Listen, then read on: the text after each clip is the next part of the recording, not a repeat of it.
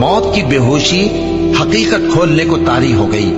اے انسان، یہی وہ حالت ہے جس سے تو بھاگتا تھا، اور سور پھونکا جائے گا، یہی عذاب کی دھمکی کا دن ہے۔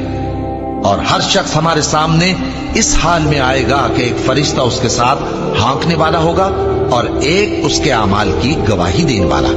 یہ وہ دن ہے کہ اس سے تو غافل ہو رہا تھا، اب ہم نے تجھ پر سے پردہ اٹھا دیا تو آج تیری نگاہ تیز ہے۔